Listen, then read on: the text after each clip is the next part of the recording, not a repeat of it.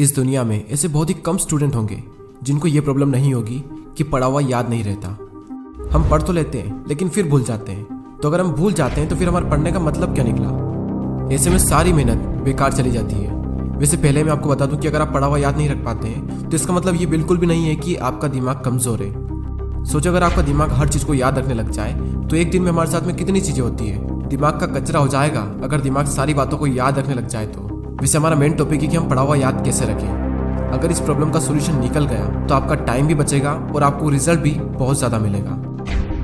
पढ़ा हुआ सब कुछ याद रखना मुश्किल है, लेकिन फिर भी काफ़ी हद तक हम इसे कंट्रोल कर सकते हैं, लेकिन पूरी तरीके से नहीं। मैं आपको 3 तरीके बताने वाला हूँ। अगर आप यूट्यूब और गूगल पर सर्च करोगे तो आपको कई सारी टिप्स मिल जाएगी, लेकिन ये जो टिप्स मैं आपको बता रहा हूँ ये मेरे पर्सनल एक्सपीरियंस से और काफ़ी रिसर्च करने के बाद मैं आपको बता रहा हूँ। आप यकीन मानिए कि ये 3 टिप्स इतनी ज़्यादा इफेक्टिव है कि इनको यूज़ करने के बाद आपका टाइम भी बचेगा और आपको रिजल्ट भी 2 गुना मिलेगा। तो पहला जो पॉइंट है वो है स्टडी लेस स्टडी गुड। भले ही कम पढ़ो लेकिन अच्छा पढ़ो। विल परेटो ने इस दुनिया को एक महान सिद्धांत दिया जिसे कहा जाता है 80-20 का रूल्स। इन्होंने एक ऐसा नियम दिया जो कि दुनिया की हर वस्तु में हर जगह पाया जाता है। इन्होंने बताया कि आपके 20% एफर्ट्स आपके 80% रिजल्ट में कन्वर्ट होते हैं। इनका कहना है कि आप सिर्फ 20% चीज़ों पर फोकस करो, आपको 80% रिजल्ट सिर्फ इन्हीं से मिलेंगे। एग्जाम्पल के लिए विल परेटो बताते हैं कि दुनिया का 80% पैसा और जमीन इस दुनिया के 20% लोगों के पास में है। 80% क्राइम इस दुनिया के 20% लोग करते हैं।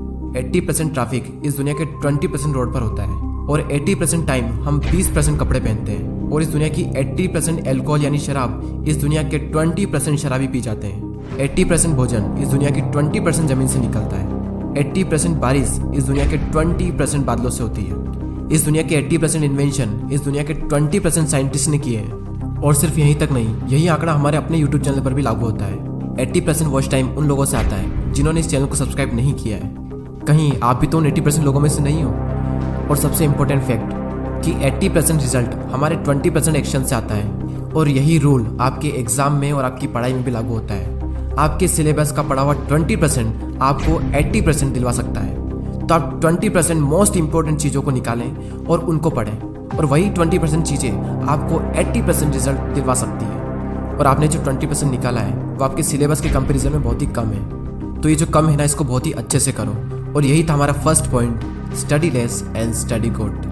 दोस्तों, मैंने भी कई बार ये गलती की है कि जितना पढ़ना होता है उससे हम कई गुना ज़्यादा पढ़ते हैं, और इसका रिजल्ट ये होता है कि हमें जो याद रखना चाहिए वो भी हम भूल जाते हैं। एग्जाम में अब वैसे भी ज़्यादा दिन नहीं बचे, तो आप इस रूल को यूज़ करके काफ़ी अच्छा रिजल्ट पा सकते हैं। अब नेक्स्ट जो पॉइंट है वो है स्टडी इन मॉर्निंग। और ये जो पॉइंट है ना, ये मेरा फेवरेट पॉइंट है, क्योंकि मैंने अपनी लाइफ की ज़्यादातर पढ़ाई सुबह ही की है।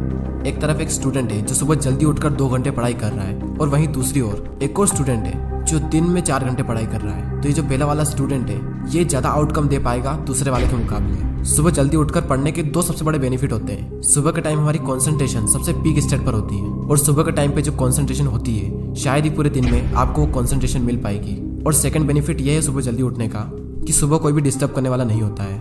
एनवायरनमेंट में एक अलग ही साइलेंस होता है, और उस साइलेंस में कुछ नया सीखने का मजा ही कुछ और होता है। आप सुबह जल्दी उठकर 3 घंटा पढ़िए, और उसके बाद में पूरे दिन अगर आप सिर्फ मुश्किल से आधा से 1 घंटा भी पढ़ते हैं तो बहुत है आपके लिए।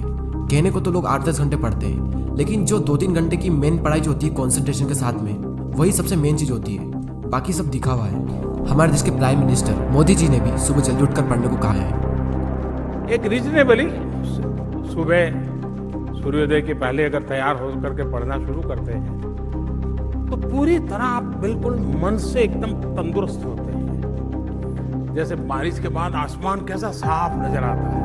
सुबह बहुत ही उत्तम कालखंड होता है, फ्रेश होते हैं, थकान नहीं होती है, और अध्ययन से ही शुरू करते हैं तो ज़्यादा अच्छा रहता है। और ना सिर्फ मोदी जी ने बल्कि हमारे शास्त्रों में, आयुर्वेद में भी यही बात कही गई है कि सुबह के टाइम हमारा ब्रेन सबसे ज़्यादा एक्टिव होता है, और उस टाइम जो भी हम अपने ब्रेन में डालेंगे वो दिमाग में छप सा जाएगा। सो ये था second point, study in morning. अब जो लास्ट जो पॉइंट है वो बहुत ही ज़्यादा इंपॉर्टेंट पॉइंट है, और ये पॉइंट आप सबको ऑलरेडी पता है, लेकिन हर कोई इस पॉइंट को बहुत ही इग्नोर करता है। और वो पॉइंट है पढ़ाई के बीच में रेस्ट लेना। कुछ लोग होते हैं जो रेस्ट ही नहीं लेते हैं, और कुछ लोग ऐसे होते हैं जो बहुत लंबा रेस्ट लेते हैं, और इस बीच में कुछ लोग ऐसे होते हैं जिनकी पूरी ज़िंदगी रेस्ट लेने में निकल जाती है, और एंड में वो खुद रेस्ट इन पीस हो जाते हैं। पढ़ाई के बीच में कितना रेस्ट लेना चाहिए ये मैं आपको नहीं बताने वाला, ये आप खुद तय करें अपने अकॉर्डिंग। आपको फिर से एनर्जी प्रोड्यूस करने के लिए कितना टाइम चाहिए ये आपको आपके अलावा कोई नहीं बता सकता। जितनी इंपॉर्टेंस हम अपनी पढ़ाई को देते हैं उतनी ही ज़्यादा इंपॉर्टेंस हमें रेस्ट को भी देनी चाहिए, क्योंकि रेस्ट ही वो चीज़ है जिसकी वजह से हम पढ़ पा रहे हैं। हम एक दिन में जागते भी हैं और सोते भी हैं। तो उसी तरीके से अगर आप काम कर रहे हैं तो काम के बीच में रेस्ट लेना भी बहुत ज़रूरी है। और हाँ, ये गलती बिल्कुल मत करना कि अगर आपका एक बार पढ़ाई में मन लग गया तो लगातार बढ़े जा रहे हैं, लेकिन बाद में एक टाइम ऐसा आएगा जब आपका बिल्कुल भी मन नहीं लगेगा रेस्ट लेने के बाद भी। जब एक बार पढ़ाई में मन लग जाता है तो हम इतना पढ़ते हैं कि हम अपने दिमाग को ही पूरी तरीके से थका देते हैं और हालत ऐसी हो जाती है कि फिर से पढ़ने का मन ही नहीं करता। आपने पढ़ना शुरू किया, आपका मन लगा, अब थोड़ी देर बाद आपको रेस्ट लेना चाहिए, लेकिन आपको लगता है कि मैं भी और पढ़ सकता हूँ, तो उस फीलिंग को बनाए रखें और रेस्ट लें और फिर दोबारा उसी फीलिंग के साथ में अपनी पढ़ाई शुरू कर दें। अगर आप चाहें तो आप पोमोडोरो टेक्निक का यूज़ भी कर सकते हैं। पोमोडोरो एक बहुत ही सिंपल टेक्निक है। आपको जो भी काम करना है उस काम को आपको 25-25 मिनट के 4 ब्लॉक्स में डिवाइड करना है और हर 25 मिनट के ब्लॉक्स में आपको 5 मिनट का ब्रेक लेना है और 1 घंटा होने के बाद में आपको 15 मिनट का रेस्ट लेना है और फिर से आपको यही सब करना है। और इस टेक्निक का यूज़ करके आप काफ़ी लंबे टाइम तक और काफ़ी अच्छे से स्टडी कर सकते हैं। और ना सिर्फ स्टडी बल्कि आप अपने किसी भी काम में इस टेक्निक को यूज़ कर सकते हैं। और इस टेक्निक को यूज़ करने के लिए प्ले स्टोर पर कई सारी एप्लीकेशन है, आपको जो भी अच्छी लगे वो एप्लीकेशन आप डाउनलोड कर सकते हैं। चलिए अब हम उन तीनों पॉइंट्स को एक साथ देख लेते हैं और ये भी देख लेते हैं कि हमने इस पूरी वीडियो में क्या सीखा।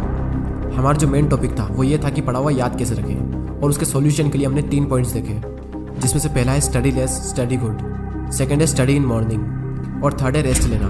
फर्स्ट पॉइंट में हमने 80-20 के प्रिंसिपल को समझा कि किस तरीके से आपको 80% रिजल्ट आपके अपने 20% काम से मिलेंगे, और साथ ही हमने ये सीखा कि आपको फोकस करना चाहिए अपनी 20% स्टडी पर जो आपको 80% रिजल्ट दिला सकती है। सेकंड पॉइंट था कि स्टडी इन मॉर्निंग, यानी कि सुबह उठकर पढ़ो, और इस पॉइंट में हमने देखा कि किस तरीके से आप जल्दी उठकर हाई कंसंट्रेशन वाली स्टडी कर सकते हो। और थर्ड पॉइंट है स्टडी के बीच में ब्रेक लेना, और इस पॉइंट में हमने रेस्ट की इंपॉर्टेंस को जाना। जितना इंपॉर्टेंट जागना होता है उतना इंपॉर्टेंट सोना होता है, उसी तरीके से जितना इंपॉर्टेंट काम करना होता है उतना ही इंपॉर्टेंट रेस्ट लेना भी होता है। और थर्ड पॉइंट में ही हमने पोमोडोरो टेक्निक के बारे में जाना। जो भी काम आप करना चाहते हो उस काम को 25-25 मिनट के 4 ब्लॉक्स में डिवाइड कर दें और हर 25 मिनट के बाद में 5 मिनट का ब्रेक्स लें, और जब पूरा 1 घंटा हो जाए तो उसके बाद में 15 मिनट का रेस्ट लें। और इस टेक्निक का यूज़ करके भी आप लंबे टाइम तक काफ़ी अच्छे से पढ़ाई कर सकते हो। और दोस्तों, अगर आपने पूरे साल पढ़ाई नहीं की है तो अब भी आपके पास में टाइम है, क्योंकि वो किसी ने क्या खूब बात कही है कि जो हो गया उसे सोचा नहीं करते, जो मिल गया उसे खोया नहीं करते। सफलता उन्हें ही हासिल होती है जो वक्त और हालातों पर रोया नहीं करते। अगर आप अब भी शुरू करते हो और दिल लगा कर मेहनत करते हो तो अब भी आप कई लोगों से आगे निकल सकते हो। बस मेहनत खामोशी से कीजिए और इतनी मेहनत करो कि आपकी सफलता शोर मचा दे। अब वैसे ही बहुत टाइम निकल चुका है और एग्ज़ाम बहुत नज़दीक है, और जब इतना कम टाइम बचा है तो बैठे बैठे ज़िंदगी बर्बाद ना कीजिए, क्योंकि ये ज़िंदगी मिलती है कुछ कर दिखाने के लिए। रोके अगर आसमान हमारे रास्ते को तो तैयार हो जाओ आसमान झुकाने के लिए। अब बात आती है उन 80% लोगों की जो वीडियो तो देखते हैं लेकिन सब्सक्राइब नहीं करते।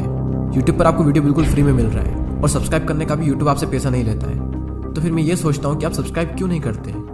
दोस्तों, बहुत मेहनत लगती है वीडियोस बनाने में। आपका एक सब्सक्राइब और एक कमेंट मुझे बहुत मोटिवेट करता है आने वाले टाइम में इससे भी अच्छे वीडियोस बनाने के लिए। मैं लेता हूँ आपसे अलविदा। Thanks for watching.